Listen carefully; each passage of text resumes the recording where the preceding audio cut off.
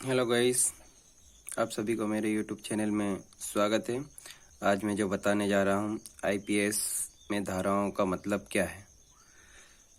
तो जिन्होंने अभी तक मेरे यूट्यूब चैनल को लाइक और सब्सक्राइब नहीं करा होगा वो कर लीजिएगा। धारा 307 हत्या की कोशिश करना मतलब किसी की जान लेवा, लंबे समय का कारावास हो सकता है उसके ऊपर। धारा 302 हत्या का दंड और धारा 376 बलात्कार करना, किसी किसी के साथ भी बलात्कार करना 376 लगता है। और धारा 395 डकैती मतलब पूरे घर की लूटपाट करना।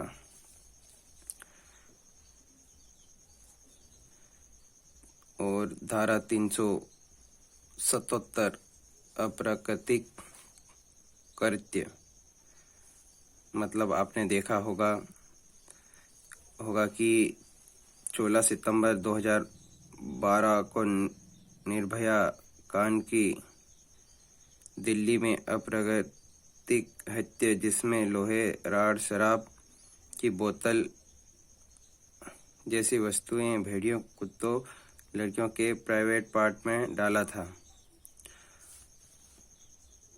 धारा 395 डकैती के दौरान हत्या करना मतलब डकैती करते हैं उस समय हत्या भी कर देते हैं, तो इसके अंतर्गत आता है 396।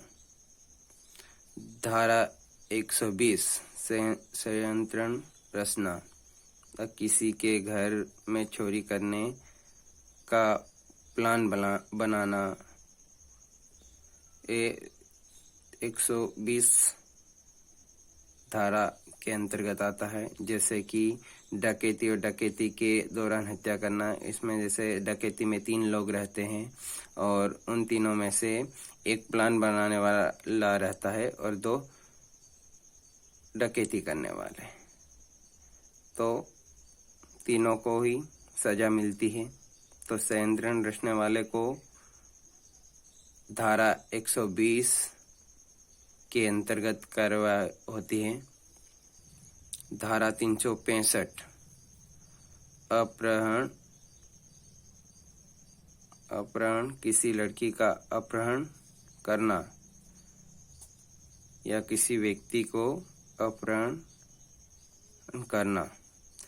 धारा 201 सबूत मिटाना, जैसे कि किसी की मृत्यु कर देता है या फिर कोई सा भी अगर कांड करता है और वह सबूत मिटवा देता है, जैसे वहाँ कुछ अगर किसी का सबूत छूट गया हो तो वो मिटाने की साजिश करता है, तो उसके अंतर्गत धारा 201 आती है। और धारा 34 सामान्य आशय है। धारा 412 सीना झपटी करना, जैसे कि किसी व्यक्ति के साथ जबरदस्ती करना, सीना झपटी करना, ये होता है।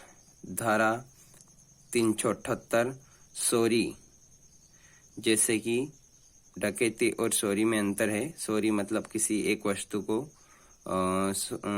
छुपा लेना, चोरी कर लेना, जैसे कि किसी की बाइक चुरा लेना, ये चोरी कहलाता। तो इसके अंतर्गत में आता है 378 के अंतर्गत में चोरी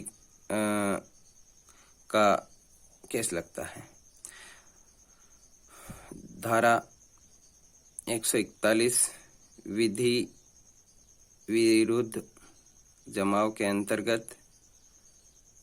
और धारा 151 मिथ्या साक्ष्य देना, झूठा सबूत इकट्ठा करना या फिर किसी जज बनाने के बाद अगर गवाह बदल जाता है या फिर कह देता है कि मुझे नहीं पता, तो वो मिथ्याक्षर देना। धारा 191 के अंतर्गत आता है। और धारा 300 हत्या करना लगभग तो सेम है, 302 और 300 एक समान ही धारा लगती है।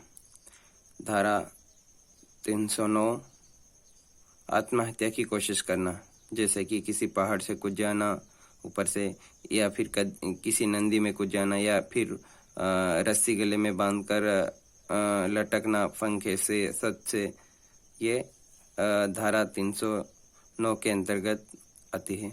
और धारा 310 ठगी करना, किसी व्यक्ति को लालच में लाकर ठग विधि करना।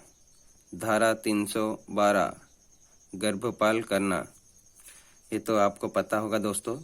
गर्भपाल जैसे कि किसी महिला को गर्भपाल के अंतर्गत हॉस्पिटल ले जाया जाता है, या फिर प्रेग्नेंट हो जाती है तो उनको ले जाया जाता है, या फिर बच्चा गिरा देते हैं तो उनको, जैसे ले जाने वाले को, डॉक्टर को, इनको सभी को सजाएं मिलती हैं। तो इसके अंतर्गत धारा लगती है 312 और धारा 351 हमला करना, किसी भी व्यक्ति को अचानक हमला कर देना या गैंग बनकर एक व्यक्ति पर हमला कर देना, तो धारा 351 के अंतर्गत लगती है धारा। और धारा 354 स्त्री लज्जा भंग करना, मतलब किसी लड़की की इज्जत पे कीचड़ उछालना। और धारा 362 अपहरण करना, किसी लड़की के साथ अपहरण करना या किसी बच्चे के साथ अपहरण करना, तो धारा 362 के अंतर्गत आती है। और धारा 415 छल करना, किसी के साथ छल कबज करना। और धारा 445 गृह भेदन करना।